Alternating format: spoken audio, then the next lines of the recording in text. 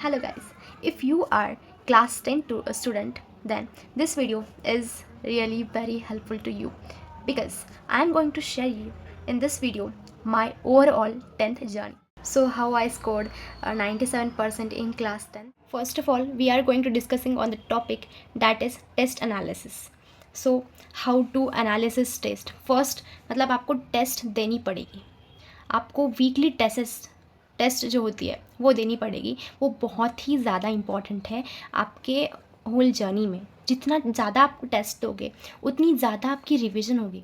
और रिवीजन के पॉइंट में मैं ये आपको ये बताने वाली हूँ कि test is as well important. So don't skip test. Test आपको देते रहना है।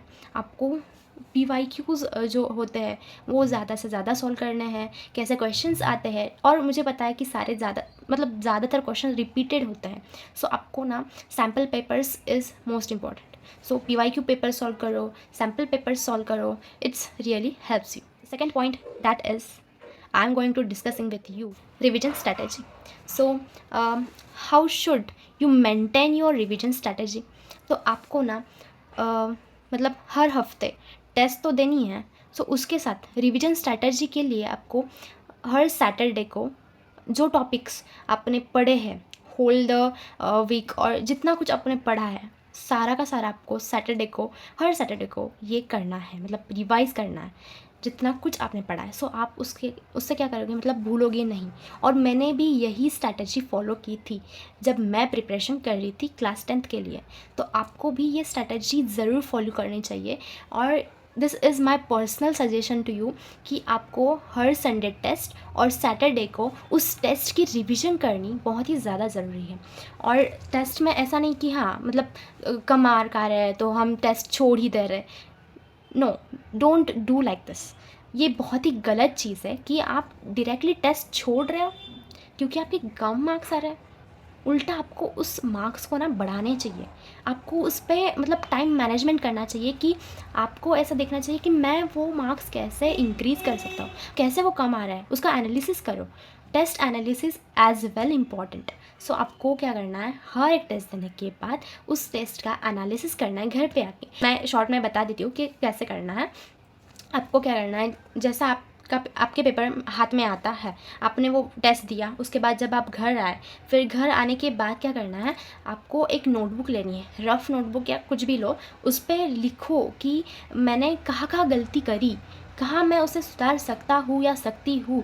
सो it's help to you to improve your marks, your result as well. So don't panic और स्ट्रेस में बिल्कुल भी नहीं पड़ना है। हाँ, कम मार्क्स आए ठीक है, इट्स ओके भाई, मैं कर लूँगी या मैं कर लूँगा, I can do this. So handle this problem and don't be feel stressful. So the third point that I am going to share with weak topics. So weak topics मतलब जो आपके अब आपका सिलेबस ख़त्म हो चुका है, अब मैंने ना इतना पढ़ा और आपको सारे टॉपिक्स ना एक पेज पे लिखने हैं। अब देखना है कि मेरे कौन से टॉपिक्स हो गए हैं, उसे टिक करना है। और जो टॉपिक्स आपके नहीं हुए हैं उसे आपको रॉन्ग करना है या फिर एज इट इज़ रहने देना है। उन टॉपिक को आपको दोबारा देखना है कि मुझे इस टॉपिक में क्या नहीं आ रहा, या फिर पूरा का पूरा टॉपिक ही नहीं आ रहा तो लेक्चर्स करो। सोशल मीडिया है आपके पास, यूट्यूब है, बहुत सारी चीज़ें हैं जिससे आप सीख सकते हो। Point that I am going to discuss with you that is notes writing. So how to write notes, मतलब आपने एक टॉपिक लिया, मतलब या एक टॉपिक है आपके पास। अब हमारा क्या होता था, हमारे कोचिंग वाले हमें मतलब जब वो टीचर हमें टीच कराते थे तभी हमें डायरेक्टली कहते थे कि मैं टीच करता हूँ, आप ऐसे नोट्स निकालो।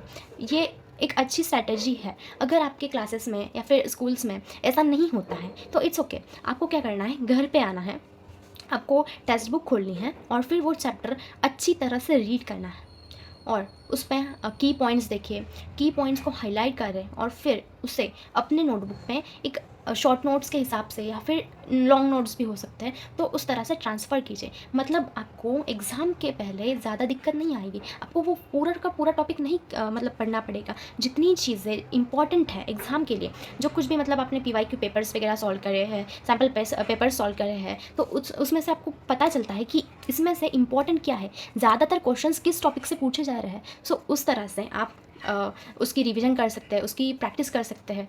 एंड जस्ट या अब मैं जो बताने जा रही हूँ, मतलब नोट्स मेकिंग में क्या है ना, आप उस नोट्स को पढ़ो और फिर रिवाइज़ जब आप करते हो तो क्या करो ना, एक पेज लो या फिर एक रफ़ कॉपी ले लो, उस पे क्या करो, जितना आपने पढ़ा उतना नोटबुक बंद करो, खुद से ही करो ये चीज़ें। और देखो कि आपको कितना आता है, लिख के देखो, क्योंकि राइटिंग प्रैक्टिस आल्सो हेल्प्स ना, स्पीड बढ़ाने के लिए राइटिंग प्रैक्टिस करनी पड़ती है। तो ये ज़्यादा इंपॉर्टेंट चीज़ है जो आपको करनी चाहिए। Okay, the fifth, that is most important thing, and that is most important topic that I'm going to discussing with you, that is distraction. So how to manage distraction? अगर बहुत ही ज़्यादा डिस्ट्रैक्शन है तो मैनेज करना it's मतलब बहुत ही impossible हो जाता है कभी कभी तो। बट ज़्यादा स्ट्रेस मत लो।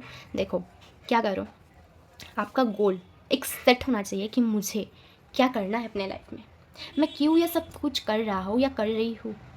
तो ये सारी चीज़ें मैटर करती हैं। आपके पेरेंट्स पे देखो, मतलब जिसको आपको देख के मोटिवेशन आता है ना, उसे देखो और फिर लग जाओ काम में। This is my overall 10 journey जो मैंने फॉलो की। I hope this video will helpful to you and thank you so much. Bye.